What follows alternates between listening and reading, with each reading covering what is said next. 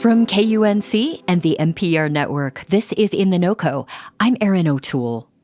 Somewhere across the universe, there may be an Earth-like planet that could be a second home for humanity.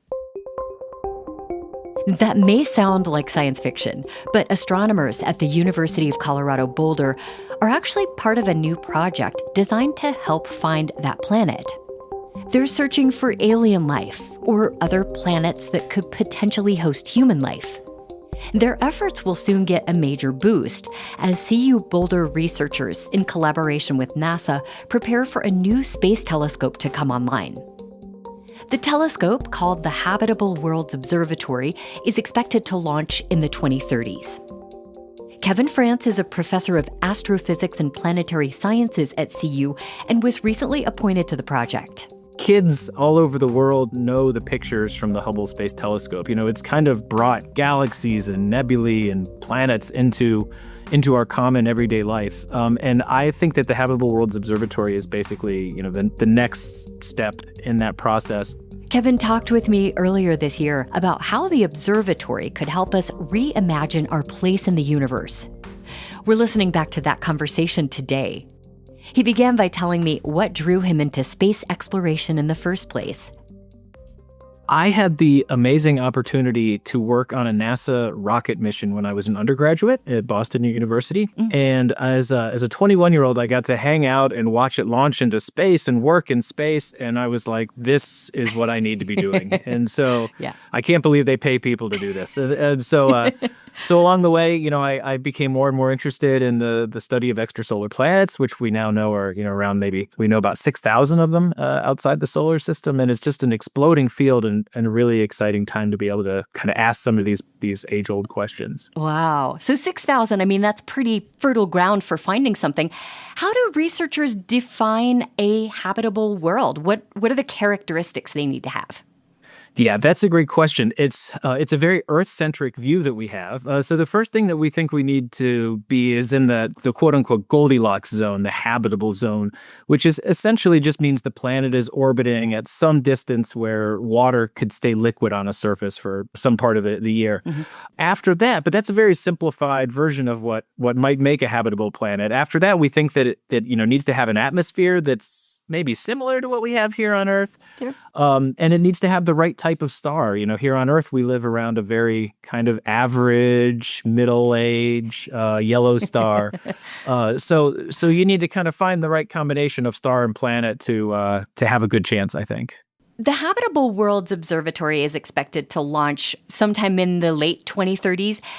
It's going to sit somewhere between the Earth and the sun. Why place it there? Right. So there's a special place in space called a Lagrange point where the gravity from all of those major bodies more or less cancels out. So if we put a spacecraft there, it's not getting tugged too hard in any one direction. And so it can stay in a stable position there for a long period of time.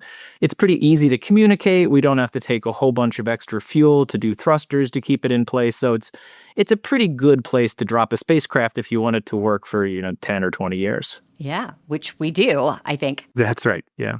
And what part of the work is being done in Boulder? Right. So we in Boulder, specifically at LASP, the Laboratory for Atmospheric and Space Physics, we have a long history of building instruments for NASA missions. We build things for astronomy. We built stuff for the Hubble Space Telescope. We build things that go to the outer planets. Sure. And so right now we're working on the science of the Habitable Worlds Observatory. How do we make sure that we are asking the questions the right way?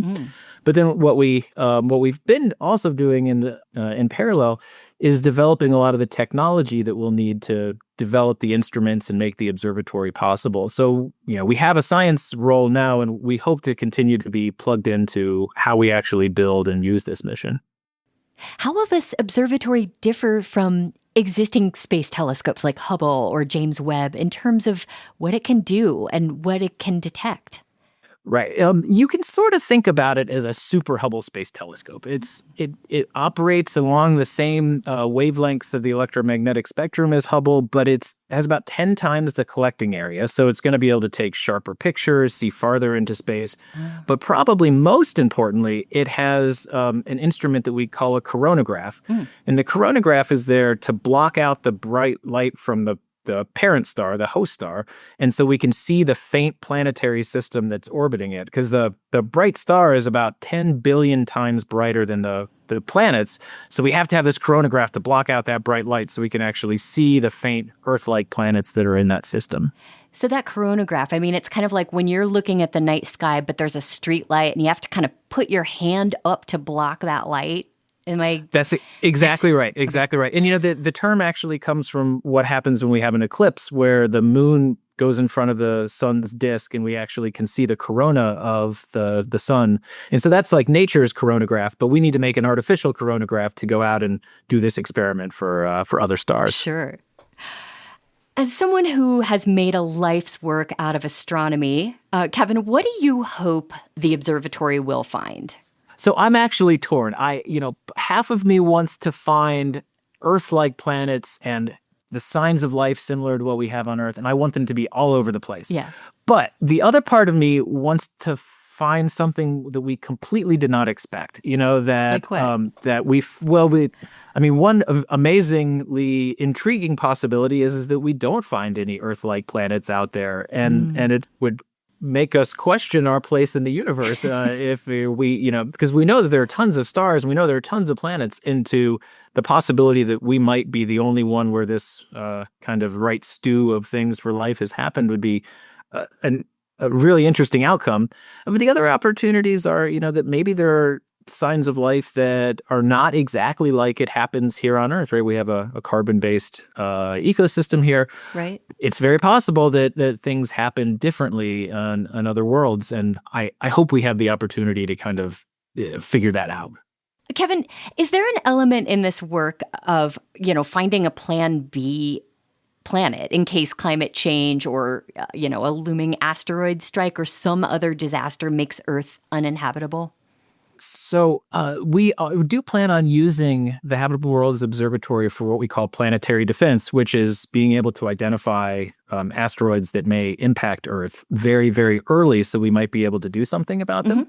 So that's a little bit different than what you asked. There is also the search for, what about the nearest star systems? If they have an Earth twin that we might be able to go visit someday. And so Habitable Worlds will tell us which of those nearby stars are the best candidates for that, and that they will certainly tell us where the planets are.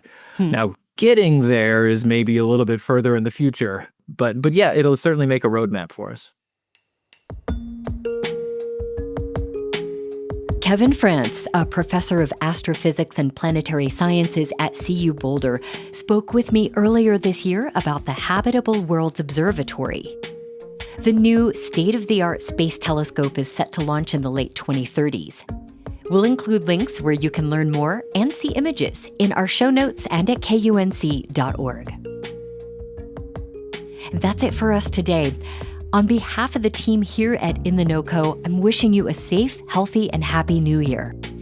And stay tuned as we bring you more of Colorado's most fascinating news, culture, and science stories in 2026.